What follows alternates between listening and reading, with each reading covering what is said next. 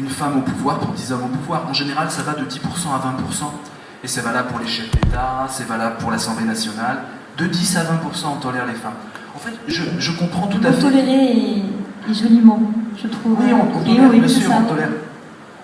Parce qu'en fait, bon, je comprends tout à fait ce qui vient d'être dit sur l'idée que c'est culturel et qu'il faut former à la base, je dirais, à la mixité, etc.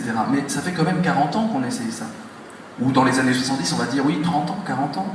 Et on voit bien qu'il y a un échec, puisqu'on a des chiffres qui restent déplorables aujourd'hui. Qui se transmettent de génération en génération. Mais qui se transmettent évidemment, parce qu'en fait, la base, pour moi, n'est pas du tout culturelle. Les hommes savent très bien ce qu'il faut. C'est un hold-up organisé. Il y a beaucoup d'argent à se faire. Non, mais c'est tout ça.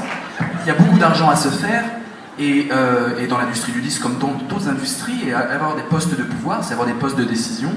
On a affaire non pas à quelque chose de culturel. Ah, les hommes ne sont pas habitués aux femmes. Ils ne sont pas habitués aux femmes. Ils vont à l'école avec des femmes, ils côtoient des femmes. Non, c'est pas ça. C'est que simplement, il y a un hold-up qui se fait. Le communautarisme masculin, c'est du communautarisme.